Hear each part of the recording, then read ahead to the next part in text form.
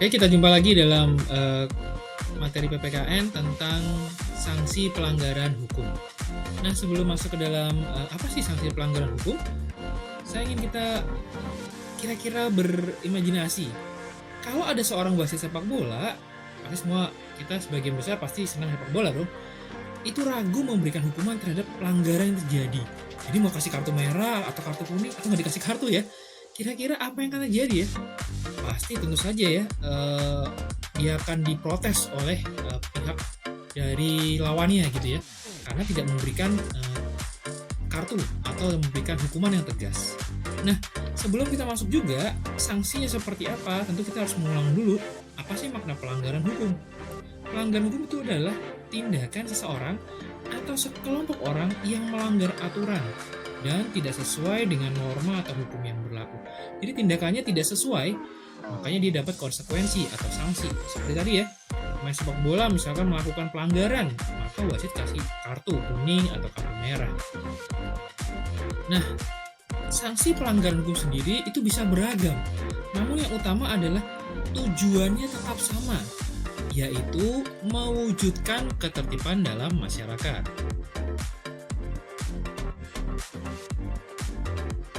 Untuk mencegah pelanggaran hukum yang terjadi, maka dibutuhkan sanksi tegas dan nyata. Tadi ya, ini pelanggarannya ini berat nih, maka kasih kartu merah misalnya. Jadi sanksinya tegas dan nyata. Itu yang diperlukan supaya pelanggaran hukum tidak terjadi lagi di kemudian harinya. Nah, ketika kita belajar atau bicara soal pelanggaran hukum, tentu ada sanksi dong. Nah, sanksi tadi dikatakan tegas dan nyata. Nah, tegas itu seperti apa sih artinya? Tegas itu berarti sanksi dari aturan yang dilanggar sudah dibuat dalam peraturan perundangan. Jadi sudah ada aturannya. Kenapa tegas? Karena sudah dibuat dalam undang-undang atau dalam kitab undang-undang hukum pidana atau perdata misalnya. Jadi sudah ada peraturannya. Nah, sanksi tegas ini dibagi dua.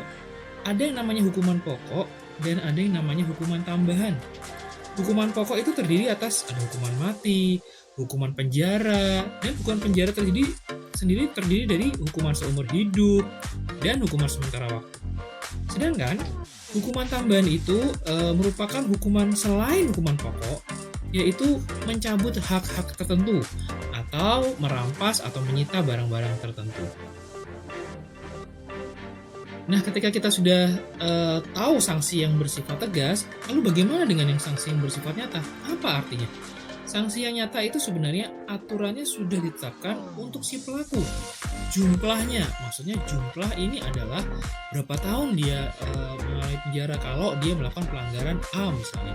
Jadi nyata, nggak cuma teori dalam buku atau dalam undang-undang saja dia dihukum, tapi langsung benar-benar dia nyata dia mengalami hukuman itu kalau dia melakukan pelanggaran sesuai dengan peraturan atau perundang-undangan. Jadi tegas dan nyata. Nah, ketika kita bicara soal sanksi, tadi sudah dikatakan ya, sanksi itu ada sanksi hukum. Nah, sanksi hukum tentu saja yang memberikan adalah lembaga-lembaga peradilan di pengadilan negeri, pengadilan tinggi, ataupun mahkamah agung. Tapi selain itu juga ada sanksi sosial. Nah, sanksi sosial ini diberikan oleh masyarakat.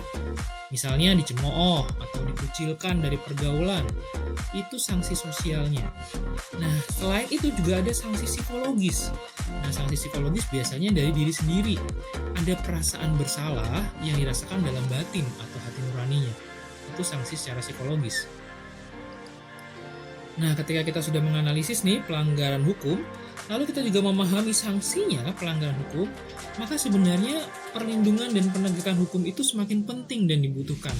Jadi materi ini tentang perlindungan dan penegakan hukum. Nah, kenapa demikian? Karena ketaatan atau kepatuhan terhadap hukum itu adalah konsep nyata seseorang dalam mewujudkan perilaku seseorang dan juga dalam sistem hukumnya. Nah, kepatuhan hukum sendiri itu mengandung arti bahwa seseorang itu yang pertama, paham menggunakan peraturan yang berlaku. Dan yang kedua, dia mempertahankan tertib hukum yang ada. Dan yang ketiga, dia menegakkan kepastian hukum. Jadi, kepatuhan hukum seorang itu karena tiga hal ini. Nah, selain kepatuhan hukum juga, bagaimana sih kita bisa mengenali ciri-ciri seorang yang berperilaku sesuai dengan hukum? Yang pertama tentu ada keselarasan yang diciptakan. Yang kedua, dia tidak menimbulkan kerugian bagi orang lain ataupun bagi dirinya sendiri. Jadi dia tidak membuat orang lain rugi, apalagi dirinya sendiri gitu ya. Dan yang ketiga, mencerminkan kepatuhan terhadap hukum. Jadi kalau kita mau tahu gimana sih orang-orang yang berperilaku sesuai dengan hukum, ada nggak ciri-cirinya? Seperti yang 3 hal ini. Oke, sampai situ saja materi tentang sanksi pelanggaran hukum. Kita jumpa lagi dalam video pembelajaran berikutnya.